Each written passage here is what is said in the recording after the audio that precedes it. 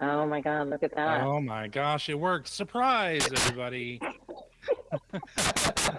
Hello to everyone watching this surprise broadcast, or maybe you're catching the replay. Hopefully, my voice is getting to you one way or the other.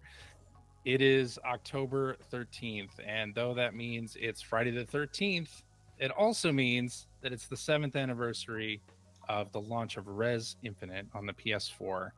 And that is what we are here to talk about today, bringing the Rez experience to new players and hardware and shipping it, starting with that initial version on PlayStation 4 back in 2016. And first, we should go around the room and do introductions. So I'll start. My name is CJ, and I am User Experience Director here at Enhanced. And you may have seen me on Humanity streams that we do. And I am also a huge fan of Rez and from way back in the day.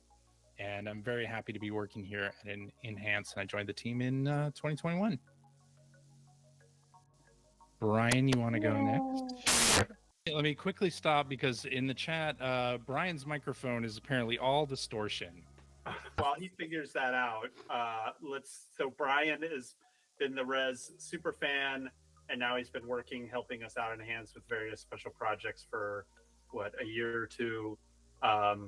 He made us a really amazing 3D printed Running Man boss, among other things. That was enough to qualify. There he goes. He's got one. He's got another one there. We've got one in the office. It's right front and center with some of our awards. So that's awesome. Thank you, Brian. And we're gonna be figuring out some of this technical stuff. We thought we had it figured out, but we're new to the streaming world here at Enhance. So be gentle with your comments. And who am I? Why am I talking so much? Well, I'm Mark MacDonald, and I was a producer on Rez Infinite, and was a fan and knew a couple people on the team of the original Rez. I think the first time I met Mizuguchi-san, they might have been working on the original game, but yes, Kyoko, do you want to go next? Sure. I've never been on a stream before, so I'm going to try to. I don't do these things, so I'm just going to keep quiet. But Kyoko, I think, Miz is the one who said when we're going through the credits for Rez Infinite, he's like, we don't need your last name. Like, we only know you as Kyoko. There's only That's one right. in the industry. Kyoko. Yeah, that's right. Yeah. Big capital letters. If you look at the credits, it's awesome. So embarrassing, but no, you're a star. I think You're a streaming star, and everybody knows you by your streaming name, Kyoko. What else do they need to know? Oh no, this is so embarrassing. But one thing I have to say is like it was the beginning. I just remember, Mark, you messaged, DM'd, or called or something, and it was the beginning of what we can now say was our very first release, launch project at Enhance. I just remember the day you said, hey, why don't we meet at GDC 2015? There's going to be a bunch of like behind closed doors VR headset appointments. And you, me, and Miz, we haven't seen each other in a long time. Let's talk Rez. And I'm like, I'm there. Just let me know when you're going to be in town. And then the rest is history, right? It's the first time we all got together and just went to all the VR appointments that we can get to. Really, it was like, I don't know, it was a good time. Morpheus, I think it was called. Morpheus, yes. That's right. Yes. GDC. Morpheus, yes. PS4 Pro was just a beginning. twinkle in the eye. Yeah. Yeah. That was the beginning. Is that the beginning? Like, where was the genesis of this idea for Rez Infinite? I'm curious. Oh, yeah, we have to go back to Mark and Miz for that. Yeah, well, we have to introduce, I mean, the man of the hour. Oh, too. yeah. Oh, well, of course. Oh my gosh. Mizuguchi-san needs no introduction, but we'll do one anyway. So yes, Tetsuya Mizuguchi, sir, thank you for joining us. Congratulations, 7-year anniversary of Rez Infinite and 21st anniversary of 22nd? 22nd. OG Rez. 22nd. Mm. Yes. Oh, wow. Yeah. How does that feel? Yeah, my feeling is great. Very glorious. Mm. Yeah, thank you guys. Yeah, I need to say thank you all, you know. Yeah, so I'm really happy to work with you guys for many years. And yeah, so this is amazing thing. Yeah, this is life, you know. And my feeling was, the first feeling, my strong feeling was, you know, I want to keep Rez. I want to keep Rez as far into the future, you know. So the game, you know, we need to port and convert to the latest platform.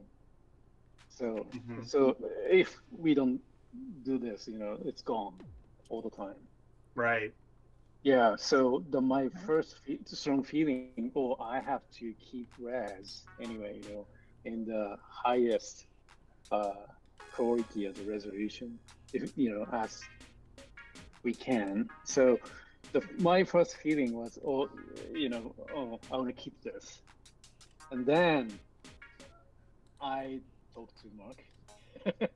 So you were in 8.4, you worked with 8.4 at the time. And so I seriously, you know, so I'm thinking like this, and what should I do?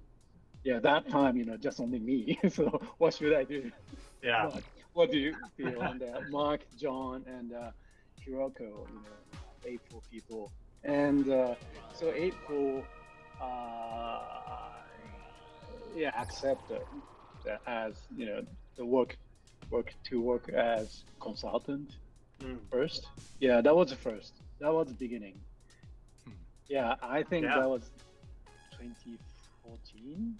Oh wow. Yeah, it was very Yeah, it was very I think early. so. It was very early, and we totally understood, you know, at that time it was only available on PS2, Dreamcast, and I think Brian would be XBLA. correcting me here. Yeah, but Xbox. XBLA. Yeah. And so Yeah. it totally made sense that Ms. wanted to have it in a form where it could be enjoyed, you know, for future future generations, as long as people were playing video games. And really it was the PC, right? The PC is the one system that, especially at that time, that you could kind of have confidence that it would be forward compatible.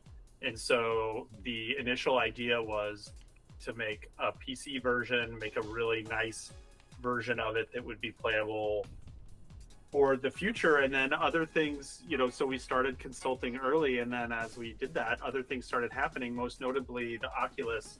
The first Oculus kit Kickstarter came out, and VR started kind of becoming a thing, right? And that was like, this is interesting timing. I wonder if this could be, and Ms. was very on board with it, very excited, very interested in VR, but none of us kind of knew if it would be commercially viable, or if how the game would play that way, or really anything. But you know, the idea was too exciting to not pursue, and our friends at PlayStation were just as excited by that and had their own headset in the work, and the timing just really worked out amazingly well.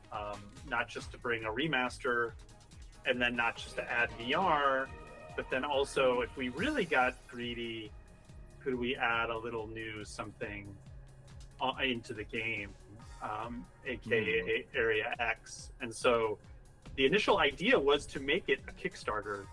I think we've talked about this in interviews. We had handled Mighty Number 9 at 84, and it had done the campaign of it was, I think, handled really well, went really well. And so one of the ideas was, well, maybe it's a stretch goal that we can add new things on and levels and stuff if people are that interested in it. And we actually filmed, Ms. You must remember, we spent that day with our friends at Two Player Productions. We filmed the makings of what was going to be the pitch video, and the idea was we filmed the pitch video with the camera, but also with the Kinect. So we filmed the 3D data, and so we could. The idea was that we were going to release the pitch video in VR as well. And that was that was great stuff. Right? It was fun. It was a cool idea, and that Kinect really took good 3D data too. We still must have that somewhere, maybe, but so then we were going down that road, and it turned out, hey, well, if we don't need to ask for money from the fans, if we could just get it from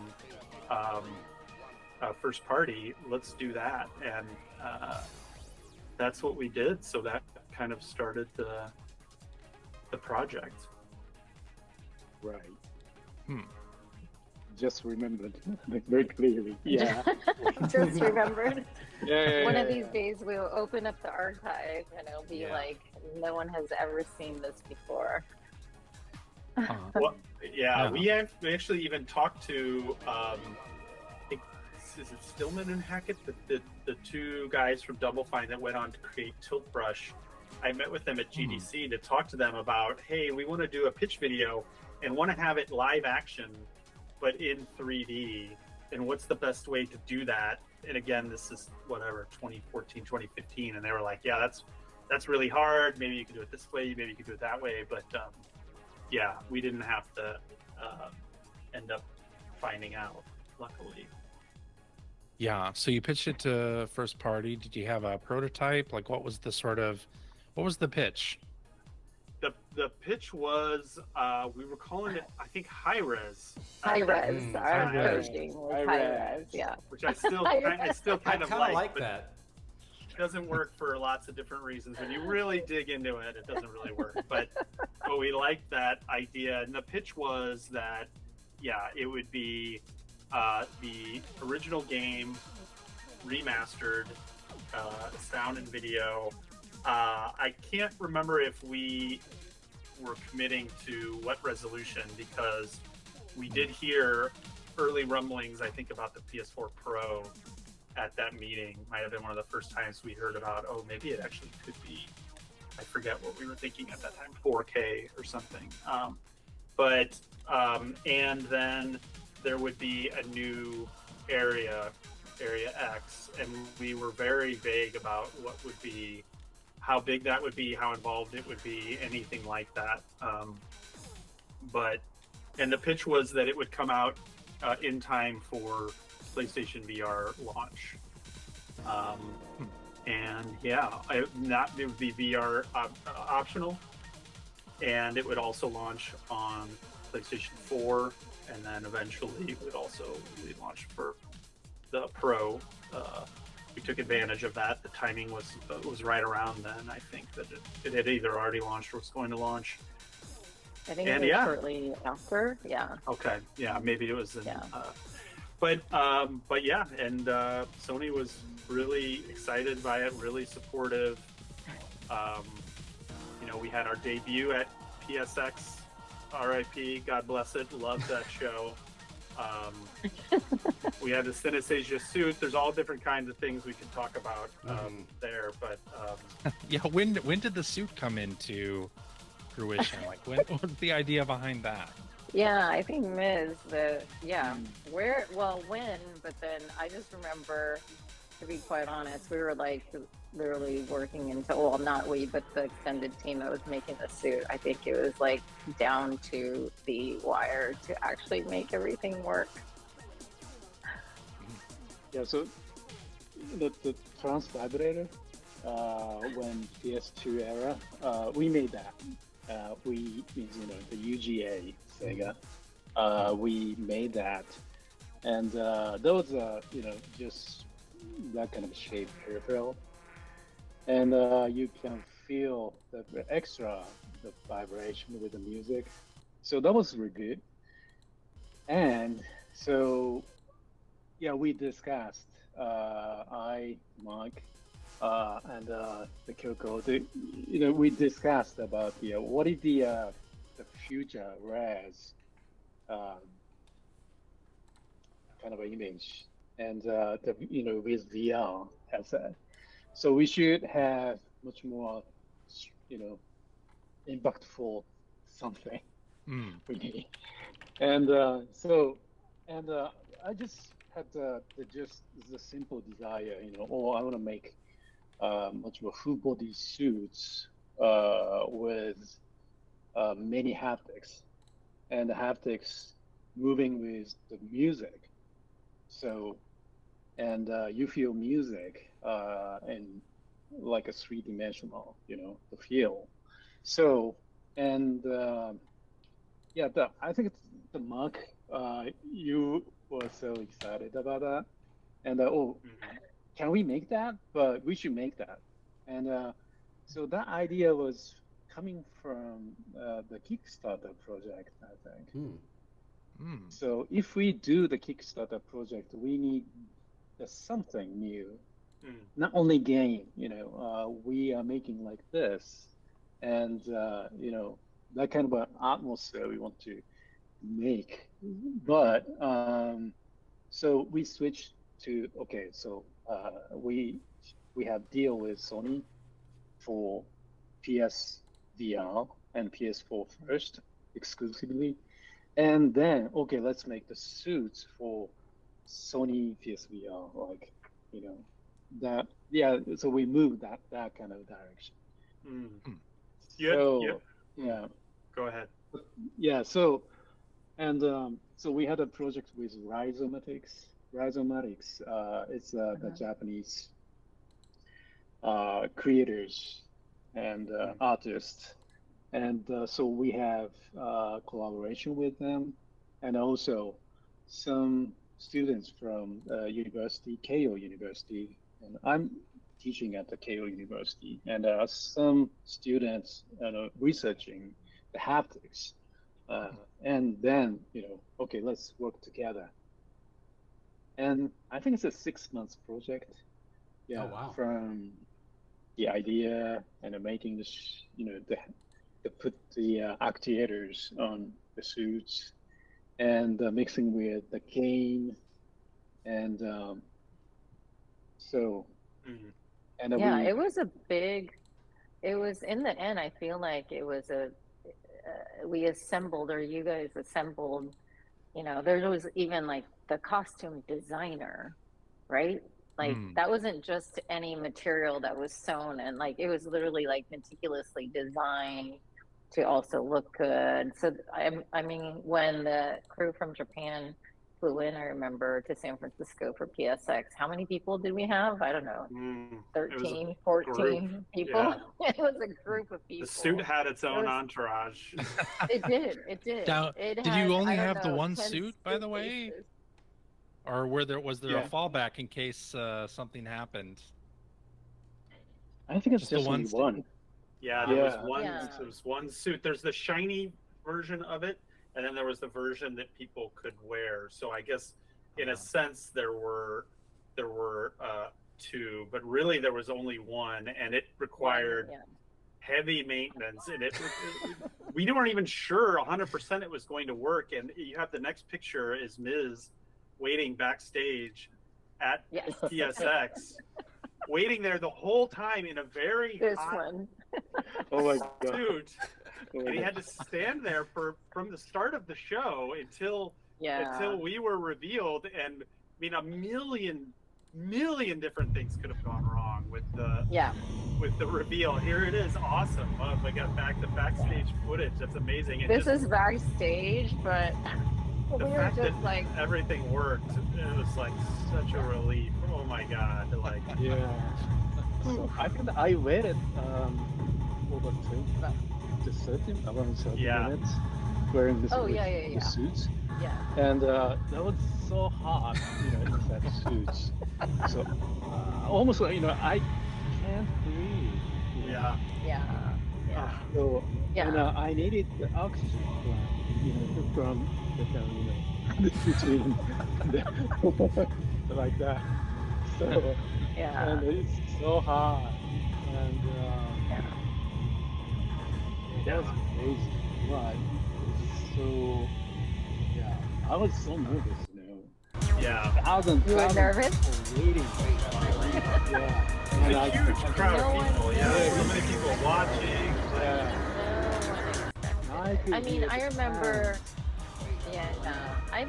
Mark, when we went to go and pitch, not the game, but like we were really trying to appeal and pitch that we wanted to be on stage at PlayStation Experience. So we went and pitched at Sony at their US offices. And, honestly, the suit was still being made. So we had to like have this previs, like, this is what's going to happen. This is what's going to Yeah. happen. Like, but deep down inside, I was like, yeah, let's really hope that it's going to actually get done. Yeah. That it's going Like, to work. get done and actually work. Yeah. So I think we were all nervous until the stage was done and over.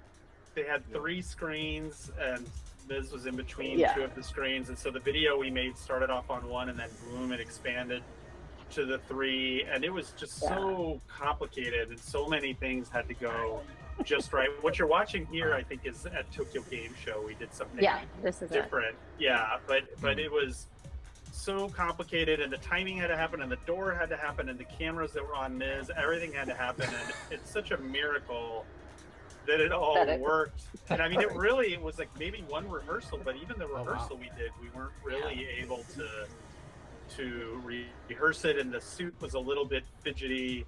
Had to be hooked up just right. There was so many things, but yeah, just so grateful and thankful. Everybody worked so hard to make sure that happened. And then afterward at that PSX, which we have some of the pictures show as well, people could come in and play the game for the first time wearing the suit, and it just really worked well as a as like a PR marketing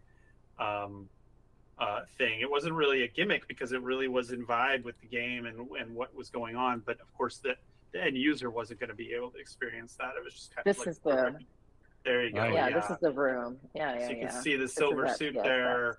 That's that different. The other version of it, and then you can see that big stack of things that was required. And 2 people had to take the suit off people and put it on people. And we still have the suit, of course. Still working on haptics and other things at Enhance. But that was really fun to see, everybody's face, after the play. Oh, yeah. Yes. Oh my God! What? I know. What just happened? They're like, "Oh, I'm back. Welcome back to life, to Earth." Right? Yeah. Yeah. I remember because Yoshida-san, Shu Yoshida was like that too. It's like, oh, where am I? Oh, I'm back. Yeah. Now let's maybe talk about Area X a little bit as well, just the development of that and how that was included in the launch Rez Infinite, because I think it was a little bit different than today, right? Accessing Area X. Am I right on that, or? How do you mean? How you actually unlocked it? Yeah, you had to unlock it at first, right? And now people can play it freely. Just go right to Area X if you want to, right? Did we launch that way? Yeah, we did. Oh my goodness! You know, yes, so misguided. I know. But I think we patched it so that it wasn't that way. The thinking there being like, that it makes more sense if you are familiar with the language of Rez before going into Area X, what you're doing and shooting and what have you. But I think we did find in demoing Area X to people, we had people who, we usually had people play Rez first, but having people who went straight into Area X, surprisingly, because it was open world, open directional, more limited open world, we thought, oh well, people are going to be so lost. But people did really well, and I think, you know, much to the team's credit of honing the controls, and the opening of the game has a tutorial built into it, so you definitely see that just by playing the game. I think people really, you know, we had people of all ages and game experience play it, and they were able to pull it off and to play it comfortably and really enjoy it. And so that was much to the game and the team's credit to have it. No, let's just have it be unlocked right from the start for people who just want to jump right to it. And that reminds me when I'd forgotten that though. I remember talking about it, but Me too. I'd forgotten we even launched that way. Yeah. Yeah. In terms of just translating the gameplay of Rez into the more free-form style of Area X, like that had to have been quite a challenge, not only for VR, but you know, to play it flat as well, because it is a dual format game. You can play it VR or flat. So were there any challenges that you came up against during that translation? Absolutely, yeah. I mean, it was such a balancing act, you know, even just taking the DNA of Rez, so something that is visibly, obviously Rez, but also feels new and different, and maybe Miz, you can talk about that. I think it was really particles and hitting upon particles as this new language that we use for Area X that evoked the vector graphics style of the original, but was like a new medium. Just seemed to be the perfect key to this unlocking this new style. Yeah. Did the particles, do you remember about where and when you and Ishihara-san, the art director, came upon particles, and how the thinking that led to let's make everything up out of particles? Oh, just from the original. Right from the start. Yeah. So I wanted to make Area X by just particles. Just particles. That was the inspiration. I don't know why, but yeah, so it should be, I felt. And the particles, the concept is particles react with sound and the music, and the color change, and physics change. So it's like the totally synesthesia experience. You see the music kind of feeling. So, and so we focused on creating the particles on PS4 and PSVR. So that was and at the time we used Unreal Engine for Area X. So and so no doubt. Okay, so just particles. This particle world. Yeah. I remember seeing some of the concept art, and it was all kind of particles, and envisioning it moving seemed like, oh, okay, this is going to work. But it really wasn't until, I think there were two moments. One was seeing the original Rez in VR for the first time, and going through the douche moment, as we call it, DOOSH, the moment where you go 7, 5, 4, 3, 2, 1, and then you jump to the next. I'm sure Brian knows the exact names of all of these. Of all of these things, the in-game, in-fiction names for them, but basically that boom transition to the next phase of the level was like, whoa! Like right from the start, it was like, oh my god, okay, this is gonna work. Like it was very rudimentary. I can't even remember how you moved the camera and stuff at first, but it was right from the first time you saw it, you're like, this is going to work. It took a lot of fine tuning, but it was like, this is going to work. And then with the Area X, it was tougher because it was a new style of gameplay and a new style of control, and each section of Area X almost has its own. It's almost like a collection of mini games, trying out different styles of how you like complete that section. Sometimes it's kind of more like a boss fight. Sometimes it's like here, this section where you have to unlock all these different keys. And of course, there's no text or anything past the very first part of the game. It's all communicated through visuals and sound. And so that took a lot of iteration and a lot of polishing, and a lot of it came together towards the end. But just like so proud of the team, worked so hard on these. We had a lot of play testing, got a lot of good feedback, and yeah, we just had a really great loop of playing the game, playing the builds, getting the feedback, communicating what felt good, what was working, really what felt good. You know, it was like when this enemy dies and explodes, it goes into blue particles and you fly into it. It just feels so good, and it's like, okay. And then you play the next build and there'd be not that exact thing other places, but elements of it taken. And hey, in this level, I really can see the backbeat reflected in the environment, and that's so cool when I see that the beat is hitting on these two things. And I know, Miz, you worked really hard right up to the very, very, very end. Yeah. Polishing the synesthesia and those kind of elements and really making that important. Yeah. So the VR production is not easy, so when we check the play, it's not enough yet. So that means, it's not feel good yet.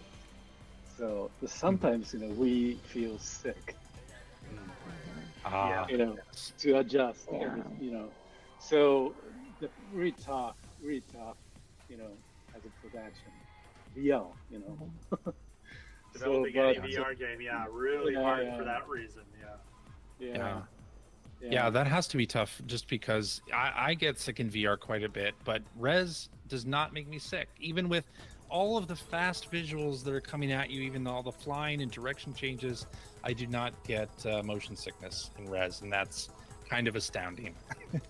Yeah. So that is a very important, the thing for us as an enhanced. So like a humanity is the same. The tuning and so deduct the uncomfortable thing and the moment, so the tuning and the keep the tune, and that's making a very good experience. So especially the VR VR is, if you feel if you play the VR something and feel, oh, this is a bad experience, so never return. So we are very sensitive about that. Yeah. And I think that was one of the nice benefits of the particles, was that it was able to imply environments without having them be so solid that it was making people sick. It was one of the unexpected benefits I think we kind of stumbled upon of the particle system in VR. How about the motion controls and the hand controls? Anything about translating the control of Rez to a motion environment and an environment where you can look anywhere on the screen that you want, right? That was, I remember us just really not having any idea if it was going to break the game. So the game ended up shipping with you. You could use the controller. You could use just where you looked as the where you looked, meaning like it was fixed in the center of the screen. Now with the PS5 version, it can actually literally be where you look, but at the time it was set to the center of the screen and you move your head around, which we thought, oh, your neck's going to get tired. It actually worked better than we thought. And then the other was with the Move controllers, and I don't know how much we want to talk about the Move controllers, because they're not the best motion controllers in the world, but it worked okay. It worked better than I than I thought it would. But I'm pretty happy with where we ended up with all of those. Some people do prefer to play with the like looking around style, and it did make the game. It did make the game easier for sure, but I don't think it broke it. I don't think it was to such a degree that if that was your preferred style, that you didn't still have a great experience. I think other games have. We went into it with a healthy fear because we know examples of other games where they changed, the camera, or they changed some aspect of it, and the difficulty curve was thrown way off. And it is definitely, like I say, an easier game, but yeah, I think it worked out, all things considered, like pretty well. And that tuning all of those was, again, like, yeah, thinking back on it, it's like a lot of work went into this thing, and not much time. It's pretty amazing that made launch, and then it got tweaked a bunch for other controllers when it came out on PC. What was that? About a year later, almost a year later. Like 9 months, 9 months later. Yeah, I just remember, like, Mark, when you say the play style, like, basically, we kept Area X hidden or a secret until a certain point of our pre-launch campaign. And then the first time we took it out for like a demo, it was behind closed doors. And then the next opportunity was actually, like, I think it was right before TGS. So we booked our office back-to-back 90 minutes appointment with a lot of press. So it was like, okay, this is where we're really going to see the reaction of people and what they think about Area X and how they play it. And so I don't know if you guys remember, but there were certain people who just like wanted to stand and one controller in their hand, next to their pocket, and they're just like, it's almost like they're playing as if it's an instrument, like a beat, like they're just tapping. But that was their preference of playing, the style that they chose to play in. So everyone had kind of like a different, I want to play in this style kind of thing, seated or like standing or, basically like almost dancing. I mean, there are all different kinds. Yeah. Yeah, it was good to see. I think it made us feel really good because they were very comfortable. You could tell that they were comfortable playing in however way they wanted. And this is before PSVR hardware launched. So even these journalists have not had a ton of opportunities to play other games and check out other games, but just seeing how everyone kind of adapted very quickly and got in the groove was really nice to see. We had the coolest demo room ever too, by the way. I don't think we have any images of that, do we? It was just this big, huge open space. Oh, really? Yeah. You can find that, because huge open space and a big projection on the wall for the people who were watching the person play. Yeah, that was our old office, the floor above. You could rent out the space. That's part of it there. We had all this concept art along the wall. This is our office. This is the office downstairs. This is our old office. This is our old office. We did take this same concept art and put it up in the demo room. Yes. Too. I remember. There's another. I think, Brian. There's Ishihara-san. Yay! Yay! Yes. Ishihara-san at work. Shout out to Ishihara-san. Yes. Younger. That's right. Younger. Everyone's younger, Miz. 7 years ago. 7 years ago, everyone's younger. This was at GDC at the IDGA Awards in 2017. Sorry, I know this is not in all good order, but this was at all that I Am 8-Bit merch too. You can still buy pins and a couple editions of the game, including one that's eco-friendly, really nice paper packaging. I love, the stuff they did with Corey Schmidt's design here. Yeah. The T-shirts, some of which people here are wearing too, are all just awesome. I have to say. Yes, Corey and I Am 8-Bit. Love your work, guys. Yeah. We did a lot. Friend of the company who worked on the original Rez, and Yes. found his Rez, notebooks, found all the design notebooks, which a lot of went into the collector's edition, the IM8 Art book. Yeah. art book. Yeah, he kept all of the old, not just his, but other people's sketchbooks, and found that just a treasure trove just in time to make it in time for the collector's edition. Is this the Awesome. video wall that you're talking about right here? That is not it. No. Not it? This Okay. Oh, there it is. That is it right there. That is it. That's the room. We had it set up. We had just and if you could see that the room is about 5 times the size of what you're seeing here, and it's all totally empty. And so we'd had it dark like this, and we'd open it, and there'd just be a single chair sitting in the middle of the room with the headset. It was very dramatic. It was really cool. This is a good shot. Yeah. Yeah. This is a great shot. And then we invite them up to play, and it was a perfect environment, I have to say. We got lucky. It was just part of the building. Yeah, I mean, a lot of because it was right before Tokyo Game Show, we got a lot of the U.S. Or Americas and the European journalists to come visit us for the first time, and they're like, "What? We've never seen like a demo room like this in Japan. You know, Japanese offices are all just white walls and cubicles." And so, I think they're very. There's the launch event we did. We did so much stuff. God, for this game. Jeez, we did a lot. That's what I mean. So much for Rez Infinite. It's a hard journey, isn't it? Yeah, that's right. Yeah. This is a Shibuya. Yep, Idyllic and the DJ. Yeah, this was only in Tokyo. We have a few longtime Rez fans who follow us on social media. I just saw him tweet, "Hey, this was 7 years ago. I went 3 times in that whole week." He said, "I kept going back and back." So he visited us 3 times. Yeah, I think we did it for like a whole week leading up to the launch. Yep. We had members from Sony Japan come and visit us. We did so much for Rez Infinite launch. And I was super jealous not to be there. Great time. Oh no, Brian, I think your microphone's having problems on our side again.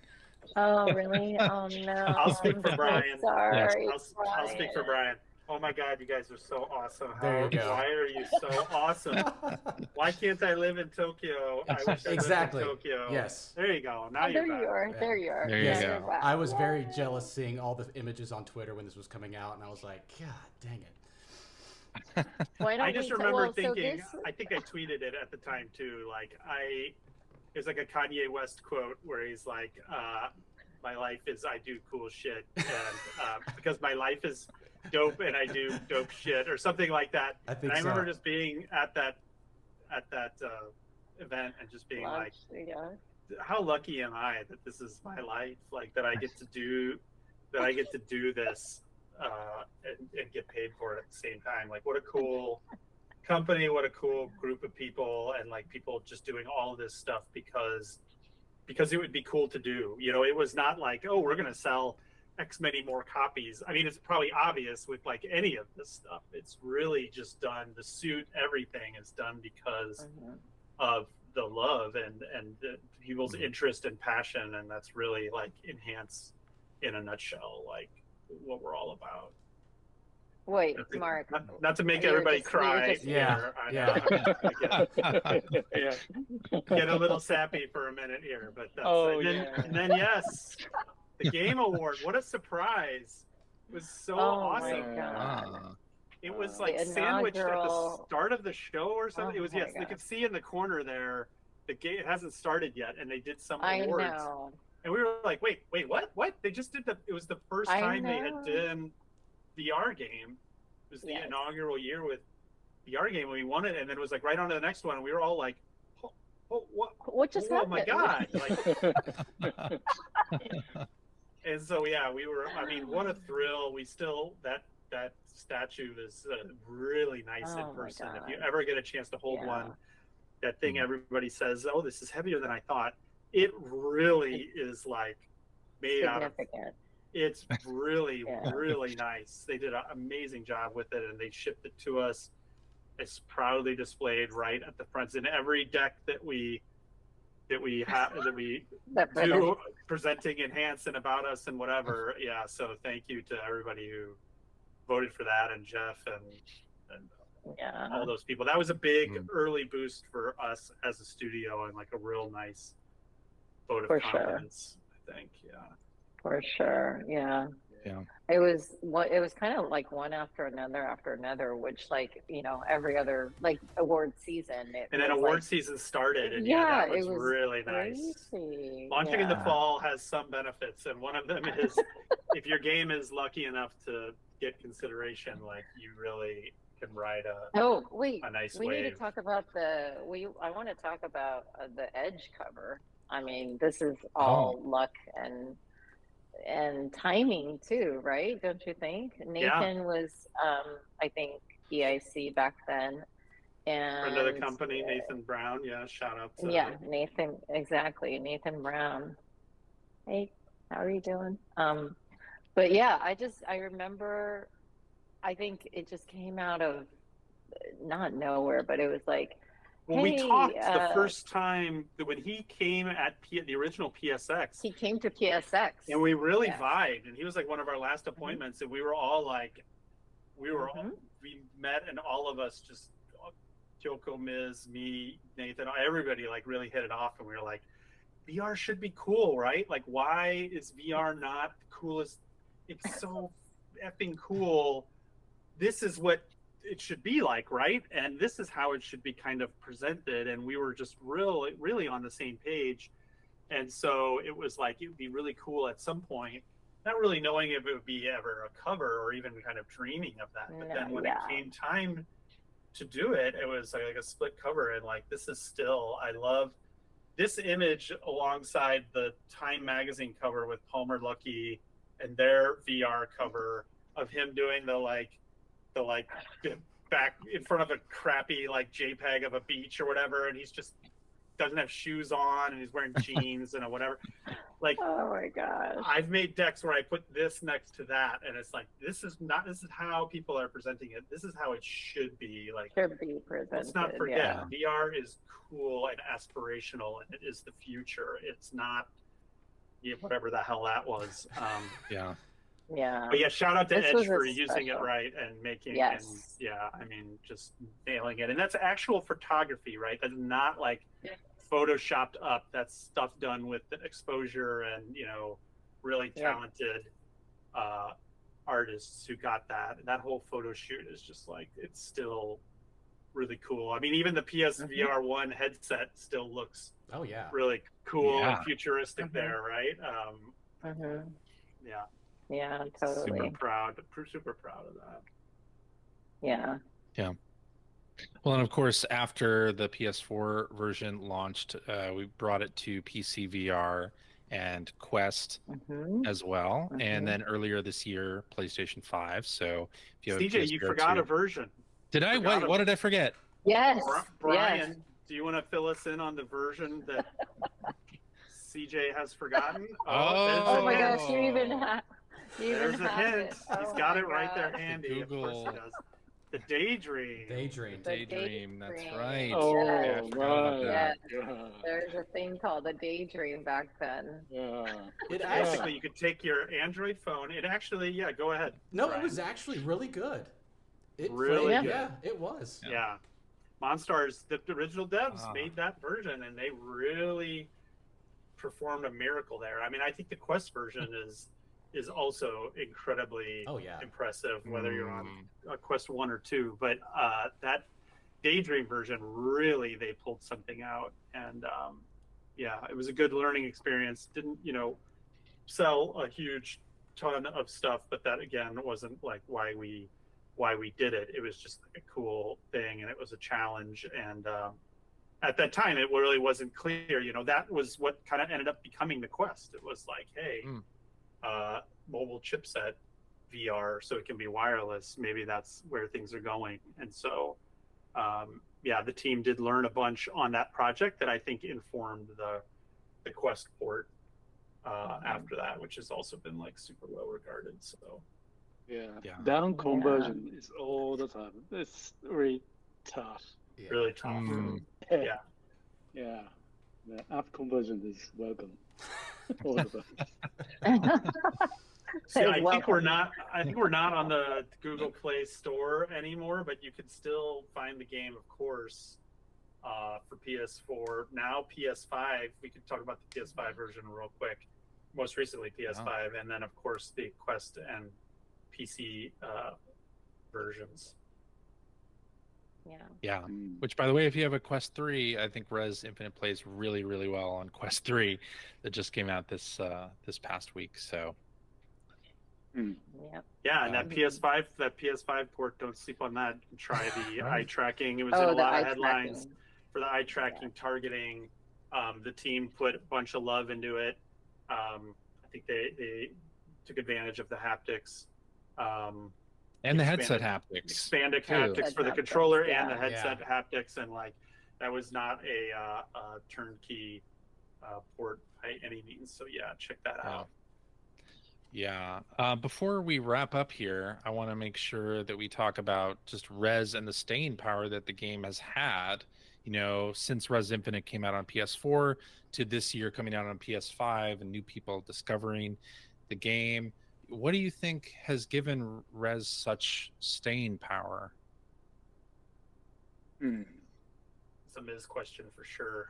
Mm. Yeah. Honestly, I don't know, but I think it's because we focus all the time. We focus on creating a very, very simple and primitive experience. Mm. So, like the fusion of the joy, the music experience, and the game experience. So experience, to play, fun, and feel good.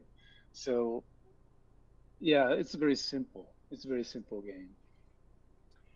Yeah, I think that's how I think about it as well, is that it's, even graphically, it's like fundamental almost, right? Like it's so fundamental, it's kind of pared down to just what you really need to show as your avatar, and then there's the music, the call and response fact of music and the gameplay that is target something, hit it, get a reaction. It's so just like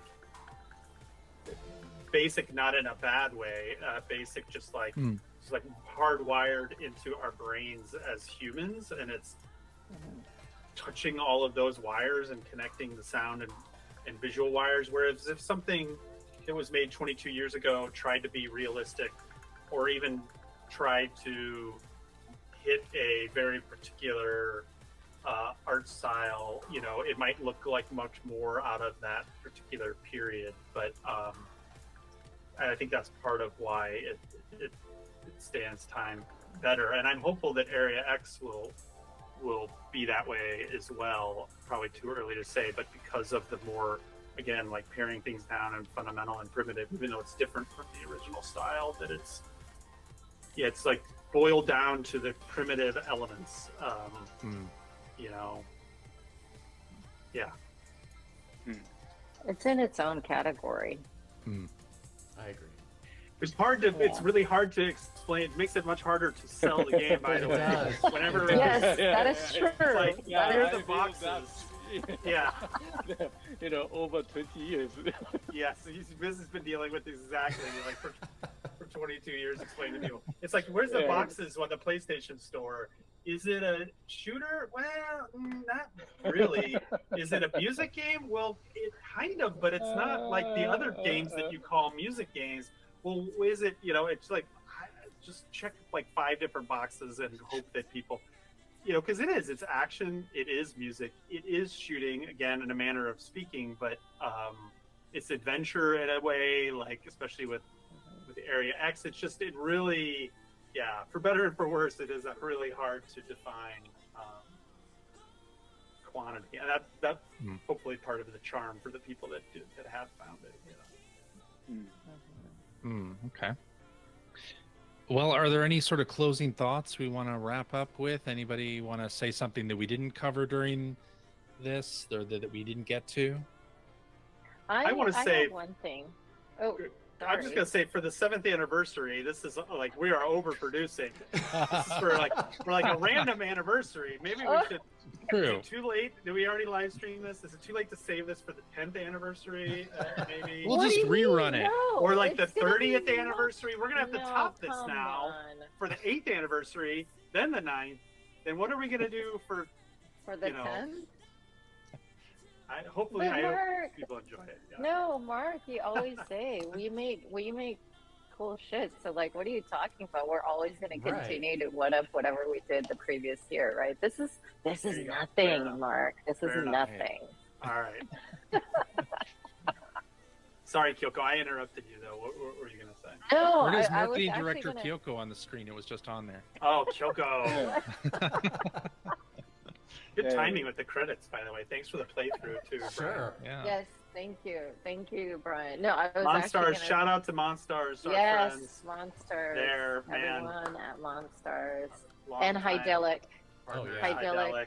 Oh yeah. our great composer, audio, The rest of the publishing and Talents. PR team that's not here, Eileen. Resinair also, right?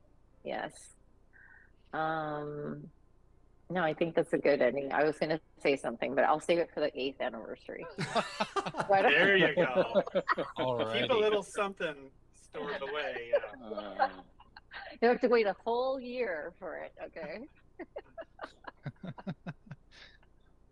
Alrighty. Well, I want to thank everybody for tuning in, or if you're watching the VOD, thank you for watching all the way through and celebrating the 7th anniversary of Rez Infinite and the launch of that game with us on this October 13th. And hope everybody out there is doing well. And we'll see you again on the 8th anniversary. Let Mark me it say down. too, yeah, between now and then too, Rez has really survived and sustained on word of mouth. And so be a cool kid and tell your friends about the cool kid game. It'll make you look cooler Yes. to everybody. If you recommend, you have good taste. It will solidify your impression to your friends as a tastemaker. No, but seriously, it really has. That is how Rez has, I think, grown in reputation over the years. And so, yeah, we really do appreciate that. And if you like it, please tell a friend, say something on social media, what have you. Yes. That's it. Thank That's the end of my sales. That's it. That's the end of my sales pitch. Wait, isn't there a discount on the soundtrack? Oh, yes, Oh. there's going to be Oh. a 30. Good, Why, Brian? Oh, my Nice. God, Funny you should Brian. ask. Are you going to be our social PR sales expert now? There you go. Yeah, we're going to tweet out a coupon code that you can use on Bandcamp to get 30% off Singularity X, the soundtrack for Area X, and also a promo code for the Quest version of the game. You get 30% off of that as well. That's So awesome. stay tuned to our Yay. socials for that. That'll be active for the next week until the 20th. Awesome. Awesome. Yay. Yeah. All right. Thank you, Thanks, everybody. Thank y'all. Thank you. Thank you, guys. Bye.